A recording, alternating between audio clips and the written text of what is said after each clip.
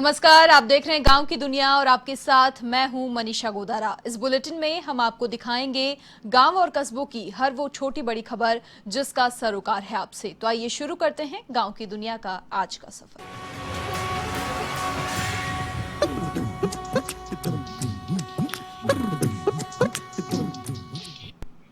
खबर करौली के मंडरायल क्षेत्र से है, जहां मंत्री रमेश चंद मीणा ने हनुमान जी मंदिर में विकास कार्यों को लेकर चर्चा की और मंदिर परिसर में पेड़ पौधे लगाने के भी निर्देश दिए। साथ ही अधिकारियों के साथ बिजली, पानी और सड़क को लेकर भी समीक्षा की और ग्रामीणों की समस्याओं का जल्द निराकरण का भी आश्वासन दिया। इस दौरान एसडीएम हेमराज गुर्जर, तहसीलदार प्रकाश चंद सहित इलाके के जनप्रतिनिधि और अधिकारी मौजूद रहे।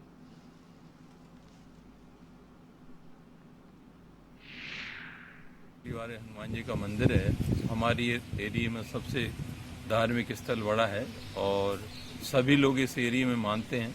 हमारे जनप्रतिनिधि भी हैं। इसका कुछ हम निर्माण करवाना चाहते हैं, सभी के सहयोग से करना चाहते हैं। तो उस बारे में हमने चर्चा की है। 70x70 का एक नया मंदिर बनाने का हमारा प्रयास है, सभी का सहयोग से। तो उसके लिए चर्चा की है। अब खबर अजमेर के विजयनगर से है, जहां नगर पालिका सभागार में मसूदा विधायक राकेश पारीक ने कांग्रेस कार्यकर्ताओं की बैठक ली और क्षेत्र की समस्याओं से रूबरू हुए। इस दौरान विधायक पारीक ने गाइडलाइन पालना की अपील की और साथ ही कोरोना के प्रति लोगों को जागरूक करने के निर्देश दिए। बैठक में कांग्रेस नेता संग्राम सिंह गुर्जर और पालिका चेयरमैन सचिन सांखला सहित कांग्रेस कार्यकर्ता मौजूद रहे।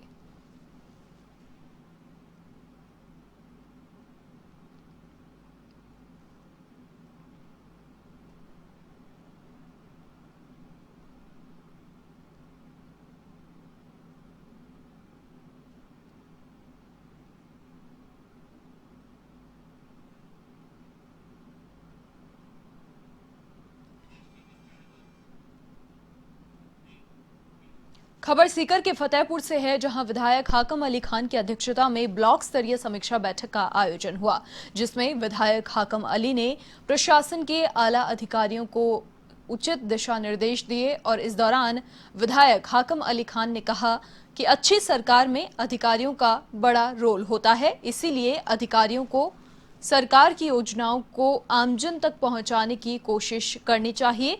वहीं इस बैठक में कोरोना जागरूकता सप्ताह के तहत ब्लॉक स्तरीय कार्यक्रम का भी आयोजन किया गया, जिसमें उपखंड अधिकारी शीलावती मीणा समेत कई लोग मौजूद रहे।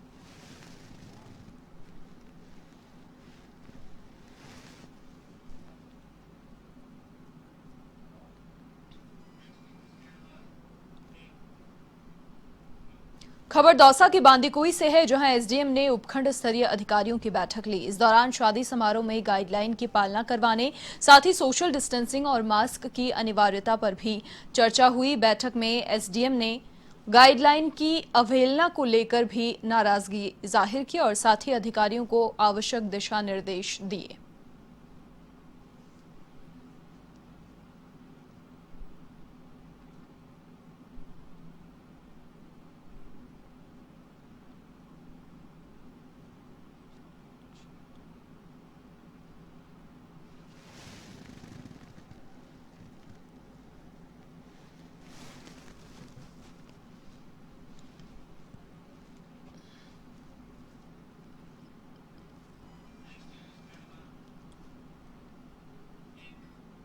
वहीं अलवर के बानसूर में अनूठे अंदाज में कोरोना के प्रति जागरूक किया गया। युवा जागृति संस्था के निदेशक गोकुल सैनी ने पहल करते हुए युवा जागृति रथ को रवाना किया, जो लोगों को कोरोना के प्रति जागरूक कर रहा है और साथ ही रंगोली पेंटिंग के माध्यम से कोरोना से बचाव के लिए प्रेरित भी किया गया।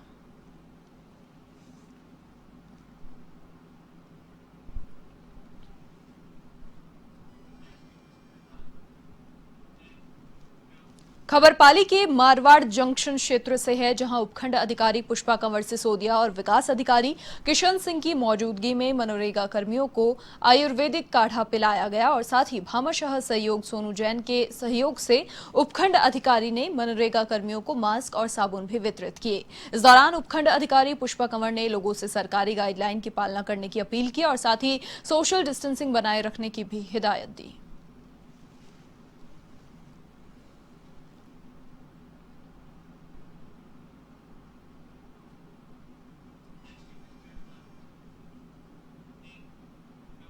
श्रीगंगानगर के अनूपगढ़ स्थित 4A गांव में गुरुद्वारा कमेटी की ओर से क्षेत्र की खुशहाली और कोरोना से मुक्ति के लिए अरदास की गई और इसके बाद गुरुद्वारा कमेटी ने कोरोना वॉरियर्स को सम्मानित भी किया। गुरुद्वारा साहब के हेड ग्रंथी हरदयाल सिंह ने ये बताया कि महामारी के समय जिन योद्धाओं ने जान जोखिम में डालकर मानव सेवा की, उनकी हौसला अफजाई बेहद जरूरी है।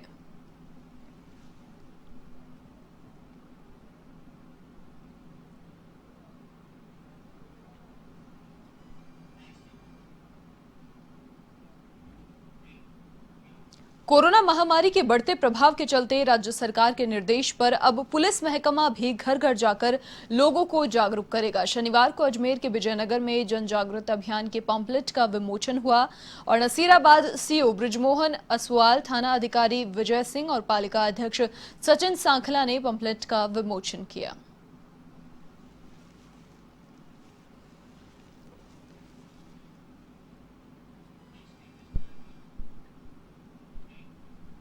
झालावाड़ की धार्मिक नगरी कामखेड़ा में बालाजी धाम और शनि मंदिर पर श्रद्धालु दर्शन करने के लिए पहुंच रहे हैं। मंदिर के पट बंद होने के बावजूद यहां भक्तगण लगातार पहुंच रहे हैं और मंदिर के द्वार पर ही पूजा अर्चना कर अपनी मन्नत मांग रहे हैं। लेकिन इस दौरान सोशल डिस्टेंसिंग की धज्जियां उड़ाई जा रही हैं। यहां तक कि लोग मास्क लगाना भी जरूरी नहीं समझते। ऐसे में कोरोना संक्रमण का खतरा बढ़ने की संभावनाएं यहां पर लगातार बनी हुई हैं।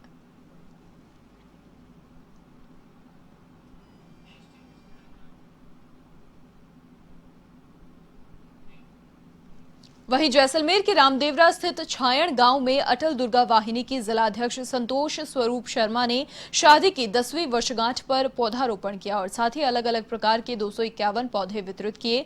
इस मौके पर उन्होंने बताया कि आज के समय में पर्यावरण संरक्षण बेहद जरूरी है, जिससे कि आगामी पीढ़ी को शुद्ध हवा मिल सके।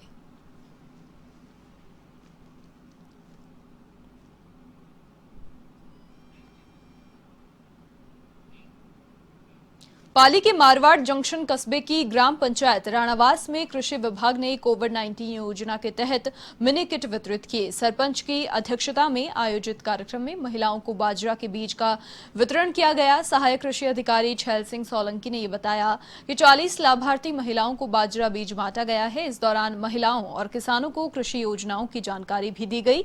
वहीं सरपंच ने ग्रामीणों को सरकारी योजनाओं का फायदा लेने के बारे में भी बताया।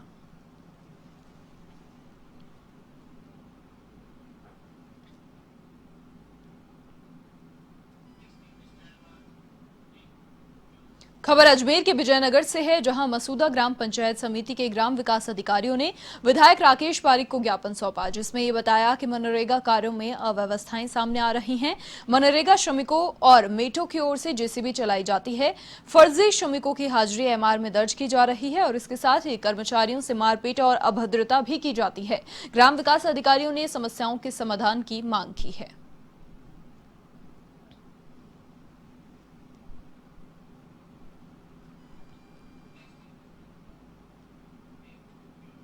कहते हैं किस्मत में लिखा कोई नहीं मिटा सकता। कुछ ऐसा ही देखने को मिला बारां के शाहबाद में, जहां कल तक जिस सहरिया परिवार के पास बेटी की शादी के लिए फूटी कौड़ी तक नहीं थी, आज उसी बेटी की शादी हाड़ौती ब्लड डोनर सोसाइटी के प्रयासों से धूमधाम से की गई। इतना ही नहीं, बेटी को दहेज के सामान के अलावा बारातियों और बस्ती के लोगों के भोजन का भी प्रबंध किया गया और ये सब संभव हुआ हाड़ौती ब्लड डोनर सोसाइटी के कोऑर्डिनेटर की पहल पर। आपको बता दें कि छत्रगंज निवासी चतरा सहरिया की बेटी रोशनी का विवाह 26 जून को तय हुआ था, लेकिन लॉकडाउन में चौकीदारी की नौकरी खो चुके चतरा सहरिया के पास फूटी कौड़ी नहीं थी। घर का मकान काफी पहले बिक जाने से अपने भाई के यहां पर वैकल्पिक तौर पर वो रह रहे थे और ऐसे में हाड़ौती ब्लड डोनर सोसाइटी आगे आई और धन का संग्रह कर बच्ची की शादी संपन्न करवाई। इस दौरान सोशल डिस्टेंसिंग सहित गाइडलाइन की भी पूरी पालना की गई।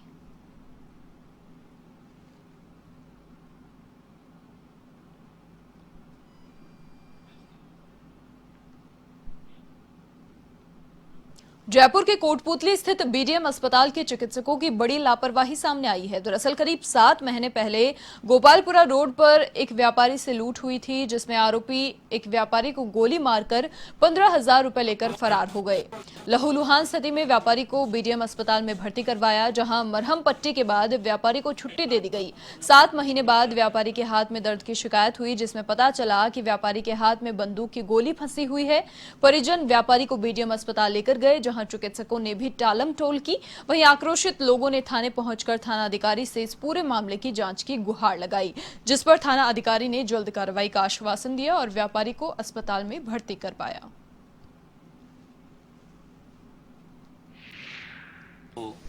गोपालपुरा रोड पे श्री बनवारी लाल जी सैनी की दुकान पे शाम को 7:15 बजे एक बोलेरो आकर के रुकती है और उसमें से 2 लोग उतर करके इनसे सिगरेट खरीदते हैं। और जैसे ये मुड़ते हैं अंदर सिगरेट लेने के लिए, तो उनमें से एक व्यक्ति गले में हाथ देता है, एक व्यक्ति इनके ऊपर हमला कर देता है, अपनी पिस्तौल से इनके ऊपर गोली चलाता है और रिपोर्ट दर्ज होती है। अस्पताल लोग पहुंचते हैं और लगातार इसमें जांच पे जांच जारी है। खबर बीकानेर से है, जहां तेज रफ्तार की कहर ने लोगों का जीवन ले लिया। जानकारी के अनुसार गजनेर से कोलायत के बीच गोलर्री फांटे के पास विपरीत दिशा में आ रहे डंपर की टर्बो से भिड़ंत हो गई। हादसा इतना भयंकर था कि दोनों वाहनों का अगला हिस्सा बुरी तरह क्षतिग्रस्त हो गया और ट्रकों में आग लग गई। इस दौरान 3 लोगों की जिंदा जलने से यहां पर मौत हुई। घटना की सूचना पर पहुंची पुलिस ने दमकल की मदद से कड़ी मशक्कत के बाद आग पर काबू पाया। पुलिस के अनुसार 2 मृतकों की शिनाख्त हो चुकी है, जिसमें जामसर निवासी आसूराम और पिथरासर निवासी ओम प्रकाश शामिल हैं। वहीं एक मृतक की शिनाख्त के प्रयास अभी भी किए जा रहे हैं।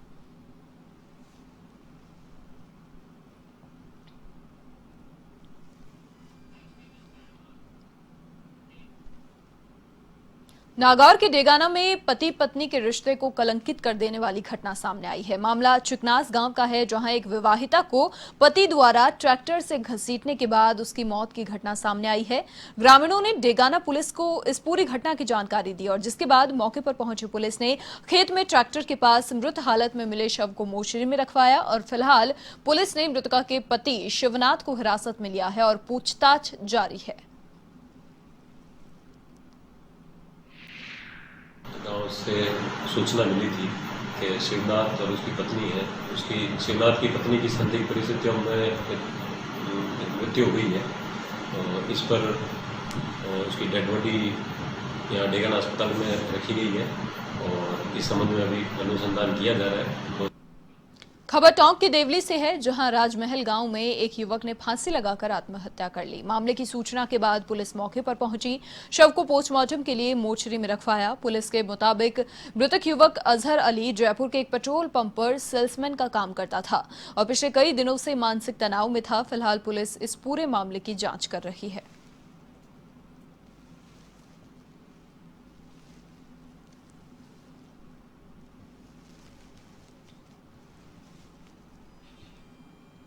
टोंक के पीपलू उपखंड स्थित नानेर गांव में मकान निर्माण को लेकर 2 पक्षों में झगड़ा हो गया। इसमें दोनों पक्षों के 10 लोग घायल हो गए। सूचना के बाद मौके पर पहुंची पुलिस ने घायलों को अस्पताल में भर्ती करवाया, जहां से गंभीर घायल को जिला अस्पताल रेफर किया गया। फिलहाल दोनों पक्षों की ओर से मामला दर्ज नहीं किया गया है।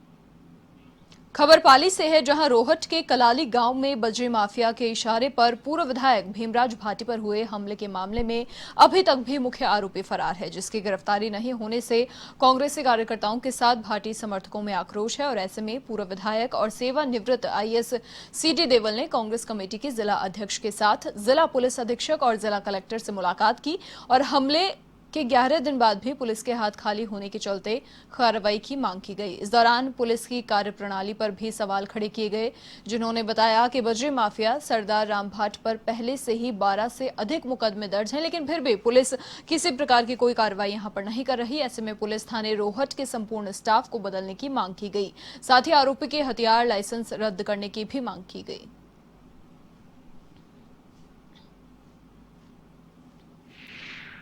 अगर वो जो चोट नाक पर आई है अगर वो सिर ऊंचा नहीं करते तो उनका मौके पर निवेड़ा हो जाता, क्योंकि पावड़ा था भारी और हड्डी कटनी जोधपुर देखा कर कल आए हैं।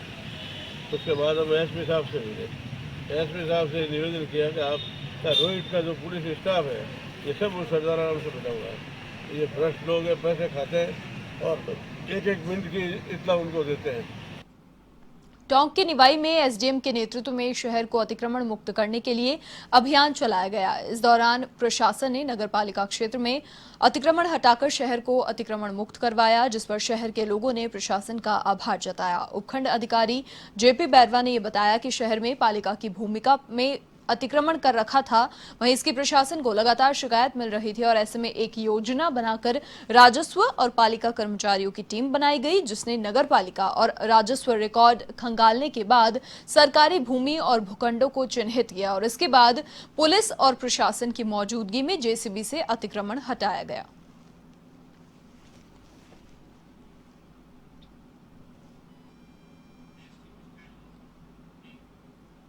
खबर सवाई माधोपुर के मलारना डूंगर थाना क्षेत्र से है, जहां डीएसटी टीम और मलारना डूंगर थाना पुलिस ने अवैध बजरी परिवहन पर बड़ी कार्रवाई करते हुए 14 ट्रैक्टर ट्रॉलियों को जब्त किया। इस कार्रवाई से बजरी माफियाओं में हड़कंप मच गया, वहीं कई ट्रैक्टर चालक मौका देकर यहां से फरार भी हो गए। इस दौरान पुलिस ने जब्तशुदा सभी ट्रैक्टर ट्रॉलियों को मलारना डूंगर पुलिस थाने में खड़ा करवाया।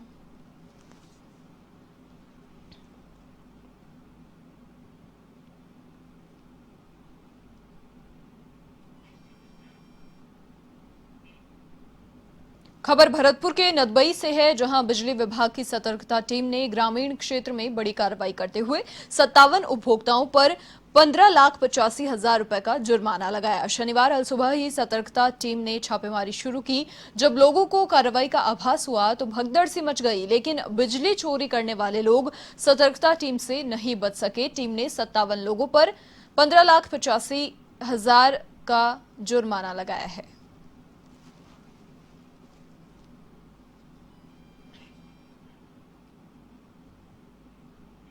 खबर पाली के बाली से है, जहां रोल्डा खान में पत्थर लेने जा रहे ट्रैक्टर से एक श्रमिक गिरकर घायल हो गया। हादसे के बाद स्थानीय लोगों ने घायल श्रमिक धर्माराम को अस्पताल पहुंचाया, जहां इलाज के दौरान उसकी मौत हो गई। वहीं हादसे की सूचना पाकर पहुंची पुलिस ने पोस्टमार्टम के बाद शव परिजनों को सुपुर्द किया। फिलहाल पुलिस मामले की जांच में जुटी है।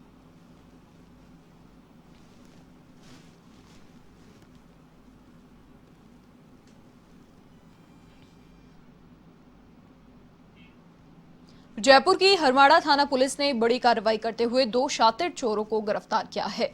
इन दोनों आरोपियों को नशे की लत है और अपने शौक पूरे करने के लिए ये चोरी की वारदात को अंजाम देते थे। वहीं पुलिस ने दोनों आरोपियों से 2.5 लाख रुपए की नकदी, मोबाइल और साथ ही सोने चांदी के जेवरात भी बरामद किए। दरअसल हरमाड़ा निवासी छगनलाल ने अपने मकान में चोरी होने का मामला दर्ज करवाया था और जिसके बाद पुलिस की टीम ने दोनों आरोपियों को धर दबोचा। फिलहाल पुलिस दोनों आरोपियों से पूछताछ में जुटी है, जिससे कई बड़े खुलासे होने की संभावना है।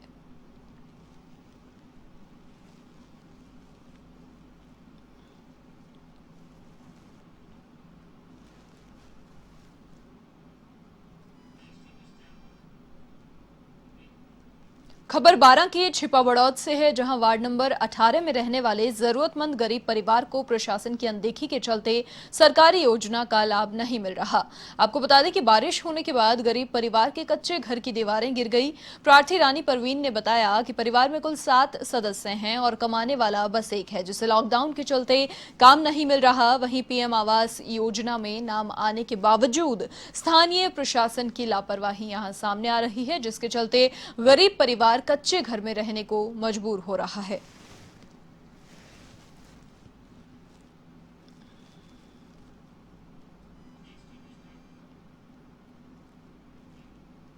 डूंगरपुर जिले में पुनाली गांव के ग्रामीणों ने बिजली की समस्या को लेकर जीएसएस का घेराव कर प्रदर्शन किया। उप सरपंच पदम सिंह के नेतृत्व में ग्रामीणों ने घेराव किया।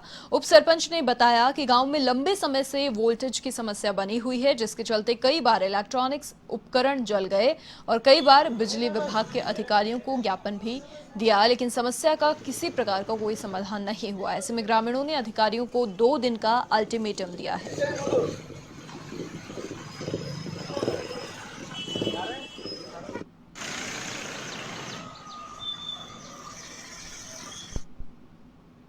पेट्रोल डीजल की बढ़ती कीमत को लेकर देश भर में विरोध प्रदर्शन देखने को मिल रहा है। इसी कड़ी में बूंदी के इंद्रगढ़ में कांग्रेस कार्यकर्ताओं ने केंद्र सरकार के खिलाफ विरोध प्रदर्शन किया और दहीखेड़ा थाना अधिकारी रमेश चंद मीणा को राज्यपाल के नाम ज्ञापन सौंपा।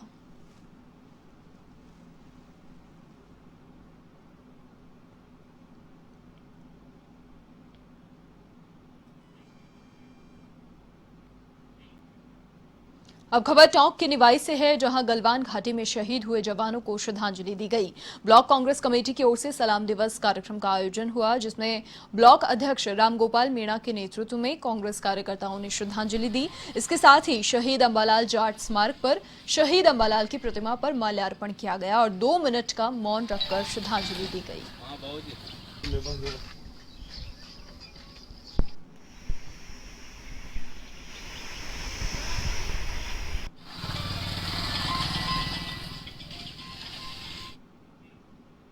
खबर डूंगरपुर के रामसागड़ा थाना क्षेत्र से है, जहां पुलिस ने गामड़ी अहाड़ा गांव में हुई करीब 5 लाख की चोरी का पर्दाफाश किया और 3 चोरों को धर दबोचा। दरअसल 20 जून की रात को चोरों ने दीपक जैन के घर को निशाना बनाया और बदमाशों ने करीब 1.5 लाख रुपए नकदी के साथ करीब 3,50,000 के जेवर लेकर भाग गए थे और साथ ही पड़ोसी विष्णु सिंह की बाइक भी चोरी कर ले गए, जिस पर पुलिस ने टीम का गठन कर नाबालिग सहित 3 आरोपी गिरफ्तार किए और मामले का पर्दाफाश किया।